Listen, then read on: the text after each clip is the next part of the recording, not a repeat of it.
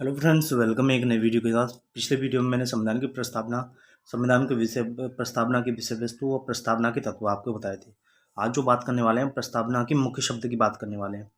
प्रस्तावना में कुछ मुख्य शब्दों का उल्लेख किया गया। ये शब्द है संप्रभुता, समाजवादी, धर्मनिरपेक्षता, लोकतांत्रिक, गणराज्य, न्याय, स्वतंत्रता, समता व बंधुत्व। इनका विस्तार से उल्लेख नीचे किया जा रहा है। तो आज मैं ये आपको बताने वाला हूँ प्रस्तावना के मुख्य शब्द क्या क्या है। तो अभी तक आप चैनल पर नए हैं तो आपने अगर चैनल को सब्सक्राइब नहीं किया, चैनल वीडियो को देख रहे हैं तो चैनल को सब्सक्राइब कर लें, जिससे आने वाले सारे वीडियोज़ की नोटिफिकेशन आपको मिलती रहे और आपकी तैयारी अच्छे से होती रहे। ये तैयारी आपकी UPPGT political science, UPTGT political science, UPSC polity, UPPCS polity और स्टेट परीक्षाओं के लिए तथा एसएससी, बैंक, रेलवे इत्यादि परीक्षाओं के लिए बेहद महत्वपूर्ण हो सकती है। तो इसलिए आप इस चैनल को सब्सक्राइब कर लें और वीडियो को लाइक करें और ध्यान से इसको टॉपिक को देखें। तो शुरू करते हैं। प्रस्तावना में कुछ मुख्य शब्दों का उल्लेख किया गया है। प्रस्तावना में मुख्य शब्दों का उल्लेख किया गया। ये शब्द हैं संप्रभुता, समाजवादी, धर्मनिरपेक्षता, लोकतांत्रिक, गणराज्य, न्याय, स्वतंत्रता, समता व बंधुत्व। इनका विस्तार से नीचे उल्लेख किया गया है। तो ये शब्द इसमें दिए हैं, प्रस्तावना की मुख्य शब्द हैं ये प्रस्तावना में। तो पहला आता है संप्रभुता। संप्रभुता क्या होती है? संप्रभुता शब्द का अर्थ है भारत ना तो किसी अन्य देश पर निर्भर है, ना ही किसी अन्य देश का डोमिनियन है। तो संप्रभुता कहती है ना तो भारत किसी देश का जो है निर्भर है, भारत ना तो किसी अन्य देश पर निर्भर है, ना ही किसी अन्य देश का डोमिनियन है। उसके ऊपर कोई शक्ति नहीं है या अपने मामलों में आंतरिक या बाहरी का निस्तारण करने के लिए स्वतंत्र है। यद्यपि वर्ष 1949 में भारत ने राष्ट्रमंडल की सदस्यता स्वीकार करते हुए ब्रिटेन को इसका मुख्य माना, तथापि संविधान से अलग यह घोषणा करते हुए किसी भी तरह से अलग करते हुए घोषणा की किसी भी तरह से भारतीय संप्रभुता को प्रभावित नहीं करती। इसी प्रकार भारत की संयुक्त राष्ट्र में सदस्यता उसकी संप्रभुता को किसी मायने में सीमित नहीं करती। सो संप्रभुता का आशय होता है भारत जो भी कानून बनाएगा तो वो पूरी तरह से प्रभावी होंगे और भारत किसी अन्य देश पर ना तो निर्भर नहीं रह सकता है, ना ही आंतरिक मामलों में, ना ही बाहरी मामलों में। ठीक है, ना ही कोई अन्य देश भारत पर कोई कानून स्थापित कर सकता है, थोप सकता है और मानने के लिए बाध्य कर सकता है। तो ये संप्रभुता का आशय है। तो सीमित नहीं करती। यह संप्रभु राज्य होने के नाते भारत किसी विदेशी सीमा अधिग्रहण अथवा किसी अन्य देश के पश्चिमी सीमा के हिस्से का दावा छोड़ सकता है। भारत की ये खूबी है। संप्रभुता का अर्थ यह है कि संप्रभु होने के नाते भारत किसी विदेशी सीमा को या तो अथवा किसी अन्य देश के पश्चिम अपनी सीमा के किसी हिस्से पर दावा छोड़ सकता है, या तो ग्रहण कर सकता है, अधिग्रहण कर सकता है या छोड़ सकता है। दूसरा शब्द आता है समाजवादी। समाजवादी का अर्थ क्या है? वर्ष 1976 के 42वें संविधान संशोधन से पहले भारत के संविधान में नीति निर्देशक सिद्धांत के रूप में समाजवादी लक्षण मौजूद थे। नीति निर्देशक सिद्धांत के रूप में समाजवादी लक्षण मौजूद थे, तो इसलिए इसको रखा गया। नेक्स्ट इसमें देखते हैं कि और क्या दिया है इसमें। तो लक्षण मौजूद थे। दूसरे शब्दों में कहा जाए दूसरे शब्दों में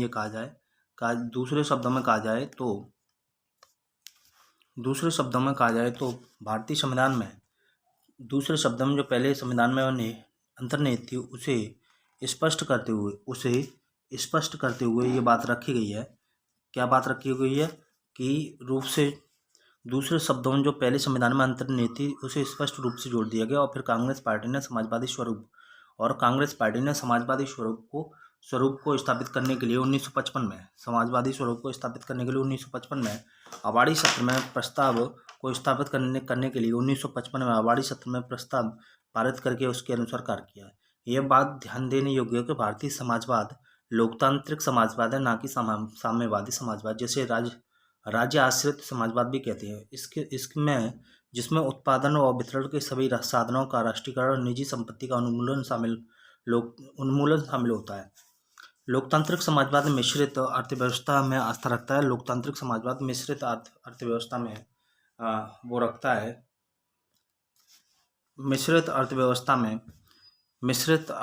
में विश्वास रखता है, आस्था रखता है, जहाँ सार्वजनिक व निजी क्षेत्र साथ साथ मौजूद रहते हैं, जैसा कि सर्वोच्च न्यायालय कहता है। लोकतांत्रिक समाजवाद का उद्देश्य गरीबी, उपेक्षा, बीमारी और अवसर की समानता को समाप्त करना है। भारतीय समाजवाद मार्क्सवाद और गांधीवाद का मिला जुला रूप है, जिसमें गांधीवाद समाजवाद की ओर ज़्यादा झुकता है। उदारीकरण और निजीकरण एवं वैश्वीकरण की नई आर्थिक आर्थिक नीति 1991 ने पहली बार भारत की समाजवादी प्रतिरूप को थोड़ा लचीला बनाया। तो इस तरीके से ये समाजवाद की परिभाषा है, यहाँ शब्दों का अर्थ है। तीसरा जो शब्द है वो है धर्मनिरपेक्षता। तो धर्मनिरपेक्षता शब्द जो 42वें संविधान, ये महत्वपूर्ण बात है कि इसको याद रखना है कि धर्मनिरपेक्षता शब्द जो 42वें संविधान संशोधन अधिनियम 1976 द्वारा जोड़ा गया, जैसा कि उच्चतम न्यायालय ने भी 1974 में कहा था, तथा यद्यपि धर्मनिरपेक्षता राज्य शब्द का स्पष्ट रूप से संविधान में उल्लेख नहीं है, धर्मनिरपेक्षता राज्य का स्पष्ट रूप से संविधान में उल्लेख नहीं है, परंतु इसको ये नहीं समझना चाहिए उल्लेख नहीं है, परंतु इसका अर्थ यह नहीं उल्लेख नहीं है, इसलिए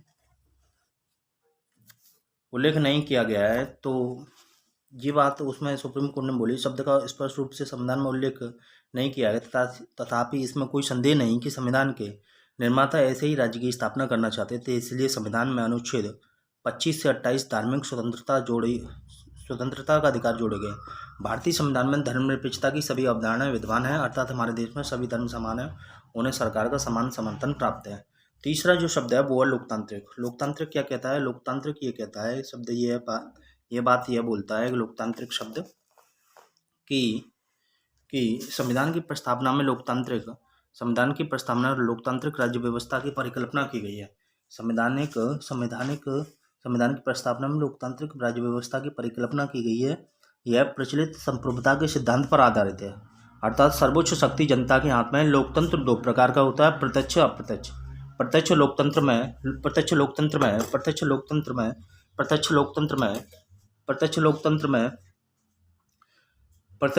में लोग अपनी शक्ति का इस्तेमाल प्रत्यक्ष रूप से करते हैं। जैसे स्विट्जरलैंड में प्रत्यक्ष लोकतंत्र के 4 मुख्य औजार हैं। इसके नाम है परिप्रेक्षा, पहल, प्रत्यावर्तन या प्रत्याशी को वापस बुलाना, तथा जनमत संग्रह। दूसरी ओर अप्रत्यक्ष लोकतंत्र में लोगों द्वारा चुने गए प्रतिनिधि सर्वोच्च दूसरे प्रकार में लोगों द्वारा चुने गए प्रतिनिधि सर्वोच्च शक्ति का इस्तेमाल करते हैं और सरकार चलाते हुए कानूनों का निर्माण करते हैं। इस प्रकार के लोकतंत्र में प्रतिनिधि क्या करते हैं? इस प्रकार के लोकतंत्र में प्रतिनिधि लोकतंत्र भी कहा जाता है, प्रतिनिधि लोकतंत्र भी कहा जाता है। इस प्रकार के लोकतंत्र में क्या होता है कि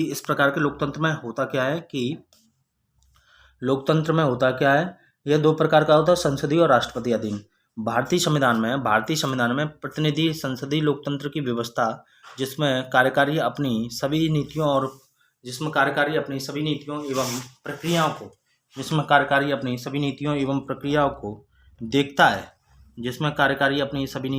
प्रक्रियाओं को देखता है। साथ ही साथ क्या करता है? कार्यों को, और जिसमें कार्यकारिणी अपनी सभी नीतियों कार्यों के लिए देखता है, जिसमें कार्यकारिणी अपनी सभी नीतियों कार्यों के लिए विधायकों के प्रति जवाबदेही होता है। वयस्क मताधिकार, सामयिक चुनाव, कानून की सर्वोच्चता, ये बात याद रखनी है। वयस्क मताधिकार, सामयिक चुनाव, कानून की सर्वोच्चता, न्यायपालिका की स्वतंत्रता व भेदभाव का अभाव भारतीय राज्य व्यवस्था के लोकतांत्रिक लक्षण के स्वरूप है। तो वयस्क मताधिकार हो गया, सामयिक चुनाव हो गया, कानून की सर्वोच्चता होगी, न्यायपालिका की स्वतंत्रता, भेदभाव का अभाव भारतीय राज्य व्यवस्था के लोकतांत्रिक लक्षण के स्वरूप है। संविधान की प्रस्तावना में लोकतांत्रिक शब्द का इस्तेमाल वृहद रूप में किया गया, जिसमें न केवल राजनीतिक लोकतंत्र बल्कि सामाजिक आर्थिक लोकतंत्र को भी शामिल किया गया है। इस आयाम पर डॉक्टर अम्बेडकर ने 25 नवंबर 1949 को संविधान में सभा में दिए गए अपने समापन भाषण में विशेष बल देते हुए कहा कि राजनीतिक लोकतंत्र तब तक स्थायी नहीं बन सकता जब तक कि उसके मूल में सामाजिक लोकतंत्र नहीं हो। सामाजिक लोकतंत्र का अर्थ है कि इसका अर्थ यह है कि वह जीवन शैली में जो स्वाधीनता, समानता, भ्रातृत्व को सामान्यता देती है कि नहीं। स्वाधीनता, समानता और भ्रातृत्व के सिद्धांत को अलग से एक त्रयी के रूप में नहीं देखा जाना चाहिए। ये आपस में मिलकर एक त्रयी की रचना इस अर्थ में करते हैं, यदि इनमें से एक को भी अलग कर दिया जाए तो लोकतंत्र का उद्देश्य पराजित हो जाता है। स्वाधीनता को समानता से अलग नहीं किया जा सकता, ये उन्होंने बोला डॉक्टर अम्बेडकर ने। और समानता को स्वाधीनता से अलग नहीं किया जा सकता।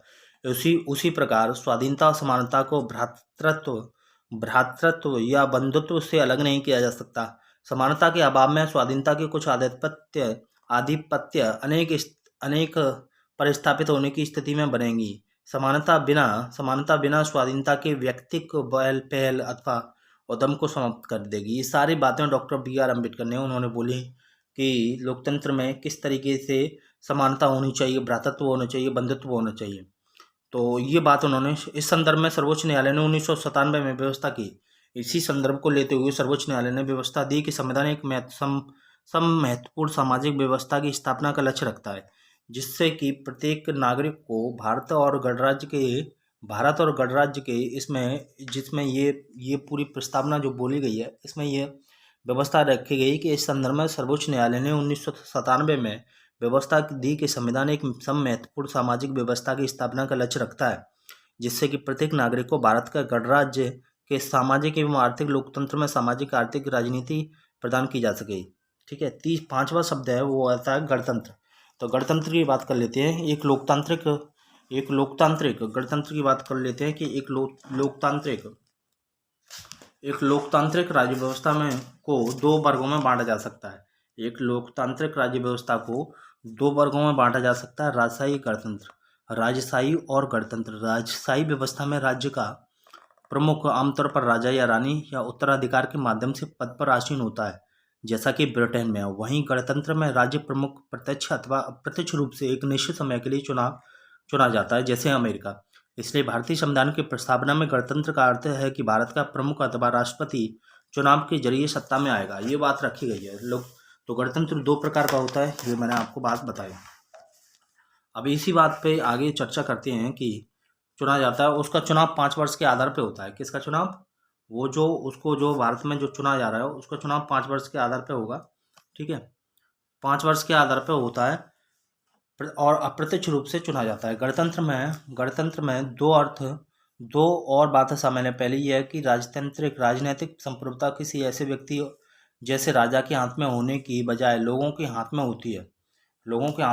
और दूसरी ओर किसी भी विशेषाधिकार प्राप्त वर्ग की अनुपस्थिति होती है। इसलिए हर सार्वजनिक कार्यालय और बगैर किसी भेदभाव के प्रत्येक नागरिक के लिए खुला होता है। हर एक नागरिक के लिए। ये गणतंत्र की विशेषता है। 5 जो अगला शब्द है वो न्याय। तो न्याय की क्या बात है भारतीय संविधान में? प्रस्तावना में 3 भिन्न रूपों से शामिल है। प्रस्तावना में न्याय 3 भिन्न रूपों में शामिल है: सामाजिक, आर्थिक और राजनीतिक। इनकी सुरक्षा मौलिक अधिकार व नीति निर्देशक सिद्धांतों के विभिन्न उपबंधों के जरिए की जाती है। इन 3 शब्दों की कौन से? सामाजिक, आर्थिक, राजनीतिक। 3 तरह के न्याय हैं। सामाजिक न्याय का अर्थ है हर व्यक्ति के साथ जाति, रंग, धर्म, लिंग के आधार पर बिना भेदभाव किए समान व्यवहार किया जाएगा। इसका मतलब है समाज में किसी वर्ग विशेष के लिए विशेषाधिकार की अनुपस्थिति, अनुसूचित जाति, जनजाति, अन्य पिछड़े वर्गों तथा महिलाओं की स्थिति में सुधार होगा। आर्थिक न्याय का अर्थ है आर्थिक कारणों के आधार पर किसी भी व्यक्ति से भेदभाव नहीं किया जाएगा। इसमें संपदा, आयु व संपत्ति की असमानता को दूर करना भी शामिल है। सामाजिक न्याय और आर्थिक न्याय का मिला जुला रूप अनुपाती न्याय को परिलक्षित करता है। राजनीतिक न्याय का अर्थ है कि हर व्यक्ति को समान राजनीतिक अधिकार प्राप्त होंगे, चाहे वो राजनीतिक दफ्तरों में प्रवेश की बात हो अथवा अपनी बात सरकार तक पहुंचाने का अधिकार हो। सामाजिक, आर्थिक व राजनीतिक न्याय के इन तत्वों को 1917 की रूसी क्रांति से लिया गया। सामाजिक, आर्थिक, राजनीतिक न्याय के इन तत्वों को 1917 की रूसी क्रांति से लिया गया। नेक्स्ट शब्द है स्वतंत्रता। स्वतंत्रता क्या कहती है देखते हैं। स्वतंत्रता का अर्थ है लोगों की गतिविधियों पर किसी प्रकार की रोक टोक की अनुपस्थिति तथा साथ ही व्यक्ति के लिए अवसर प्रदान करना। तो स्वतंत्रता इस विषय पर कहती है, क्या कहती है कि स्वतंत्रता का अर्थ है कि लोगों की गतिविधियों पर किसी प्रकार की रोक टोक की अनुपस्थिति तथा साथ ही व्यक्ति के विकास के लिए अवसर प्रदान करना। प्रस्तावना हर व्यक्ति के लिए मौलिक अधिकारों के जरिए अभिव्यक्ति, विश्वास, धर्म, उपासना की स्वतंत्रता सुनिश्चित करती है। इनके हनन के मामले में कानून का दरवाजा खटखटाया जा सकता है। जैसा कि प्रस्तावना में कहा गया है कि भारतीय लोकतांत्रिक व्यवस्था को सफलतापूर्वक चलाने के लिए स्वतंत्रता परम आवश्यक है। हालांकि स्वतंत्रता का अभिप्राय यह नहीं कि हर व्यक्ति कुछ भी करने का लाइसेंस मिल जाता है। स्वतंत्रता के अधिकार का इस्तेमाल संविधान में लिखी सीमाओं के भीतर ही किया जा सकता है। ये स्वतंत्रता की बात है। नेक्स्ट जो शब्द आ रहा है वो आता है समता। तो समता की बात करते हैं। समता में आखिर में क्या बोला गया है? समता क्या कहती है? तो स्वतंत्रता के बारे में दो बातें और हैं। हमारी प्रस्तावना में स्वतंत्रता, समता, बंधुत्व के आदेशों का फ्रांस की क्रांति 1789 से 1799 ईस्वी से लिया गया है। तो स्वतंत्रता की बात फ्रांस की क्रांति से या फ्रांस से ली गई है। नेक्स्ट है समता। समता का अर्थ है समाज के किसी वर्ग के लिए विशेषाधिकारों की अनुपस्थिति।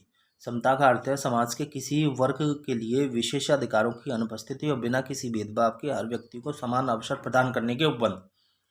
भारतीय संविधान की प्रस्तावना हर नागरिक को स्थिति और अवसर की क्षमता प्रदान करती है। इस उपबंध में समता के 3 आयाम शामिल हैं: नागरिक, राजनीतिक, आर्थिक। मौलिक अधिकारों पर निम्न प्रावधान नागरिक समता को सुनिश्चित करते हैं। नंबर 1, विधि के समक्ष समता विधि के समक्ष समता अनुच्छेद 14। धर्म, जाति, लिंग या जन्म स्थान के आधार पर मूल वंश निषेध अनुच्छेद 15। लोक नियोजन के विषय में अवसर की समता अनुच्छेद 16 और अस्पृश्यता का अंत अनुच्छेद 17। उपाधियों का अंत अनुच्छेद 18। संविधान में दो ऐसे उपबंध हैं जो राजनीतिक समता को सुनिश्चित करने प्रतीत होते हैं। प्रथम है कि धर्म, जाति, लिंग अथवा वर्ग के आधार पर किसी व्यक्ति को मतदाता सूची में शामिल होने के अयोग्य करार नहीं दिया जाएगा, कोई अयोग्य नहीं बनाया जाएगा, अनुच्छेद 325 ये कहता है। तथा दूसरा है लोकसभा और विधानसभा के लिए वयस्क मताधिकार का प्रावधान, अनुच्छेद 326 ये बात कहती है। राज्य के नीति निर्देशक सिद्धांत जो होते हैं, राज्य के नीति निर्देशक सिद्धांत होते हैं, अनुच्छेद 39 में ये बात बोली गई है। महिला तथा पुरुषों को जीवन यापन करने के लिए पर्याप्त साधनों, समान काम के लिए समान वेतन के अधिकार को सुनिश्चित करता है, अनुच्छेद 39। अगला शब्द आता है, वो आता है शब्द बंधुत्व। बंधुत्व की बात कर ले रहे हैं। बंधुत्व का अर्थ है भाईचारे की भावना। संविधान एकल नागरिकता के एक तंत्र के माध्यम से भाईचारे की भावना को प्रोत्साहित करता है। मौलिक कर्तव्य क्या का भी कहते हैं कि यह हर भारतीय नागरिक का कर्तव्य होगा कि वह धार्मिक, भाषाई, क्षेत्रीय तथा वर्ग विविधताओं से ऊपर उठकर सौहार्द और आपसी भाईचारे की भावना को प्रोत्साहित करेगा। प्रस्तावना कहती है कि बंधुत्व में 2 बातों को सुनिश्चित करना होगा। पहला, व्यक्ति का सम्मान, दूसरा देश की एकता, अखंडता। अखंडता शब्द को 42वें संविधान संशोधन अधिनियम 1976 द्वारा संविधान प्रस्तावना में जोड़ा गया। तो अखंडता शब्द को जो जोड़ा गया है वो कब जोड़ा गया है? अखंडता शब्द को जोड़ा गया है आपका 1975 के प्रस्तावना में जोड़ा गया है। प्रस्तावना कहती है कि बंधुत्व में 2 बातों को सुनिश्चित करना होगा। पहला, व्यक्ति का सम्मान, दूसरा देश की एकता और अखंडता। अखंडता शब्द को 42वें संविधान संशोधन द्वारा जोड़ा गया 1976। तो ये सारी बातें हैं। नेक्स्ट जो शब्द आ रहा है वो आ रहा है, और थोड़ी सी व्याख्या करते हैं इसकी, और व्याख्या पे चलते हैं थोड़ी सी। तो ये इसकी महत्वपूर्ण व्याख्या है। संविधान सभा की प्रारूप समिति के सदस्य के एम मुंशी के अनुसार व्यक्ति के गौरव का अर्थ यह है कि संविधान न केवल वास्तविक रूप में भलाई लोकतांत्रिक तंत्र की मौजूदगी सुनिश्चित करता है, बल्कि यह भी मानता है कि हर व्यक्ति का व्यक्तित्व पवित्र है। इस पर किसी व्यक्ति के गौरव को सुनिश्चित करने वाले मौलिक अधिकार और नीति निर्देशक तत्वों के कुछ प्रावधान बल देते हैं।